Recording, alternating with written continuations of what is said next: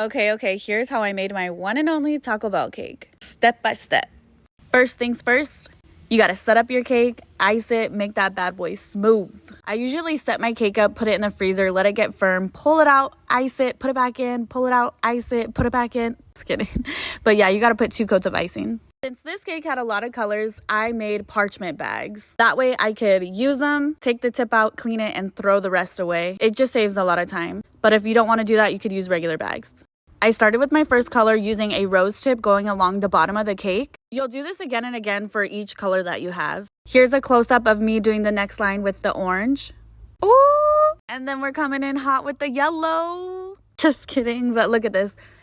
Let me get the camera right. This is really hard to record with one hand. I need to get a new tripod, but one that's really durable. I've gone through 2 so far and it's really annoying. I did see one creator who literally strapped her phone to her neck so you can get the perfect view. I could just imagine my coworkers, people I know staring at me like, Caitlin, what are you doing? Anyways, here's my last color, pink. See how I'm literally taking the bag and just kind of going up and down, layer by layer. Bam, beautiful. Okay, this is gonna be my Mexican pizza. I literally used a cheese grater with my colored fondant and shredded it. How I made my cheese. This is going to be my taco shell. You don't have to spray it because technically it's going to be covered. But for me, if anybody sees any little part of it, I want to make sure it looks like a taco shell and not plain. Sometimes you have to take the extra step. Then I used red food coloring and I painted it like a pizza sauce. Again, this is mostly going to be covered so you don't have to do the whole thing, but I recommend it. I rolled out regular white fondant, added water to the top of it just a little bit so that way my edible image would stick to it.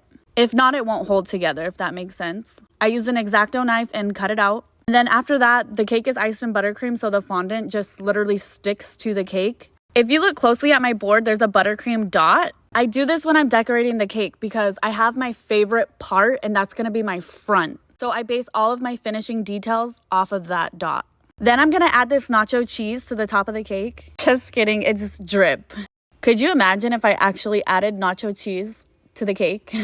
The hate comments I would get. It's just a secret recipe drip. But check out how good this drip turned out. That's dripping. That's drip. I'm just playing again, but it looks really good, honestly.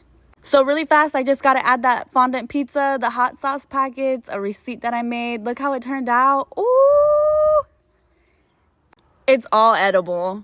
I love the way this cake turned out, all of the little details.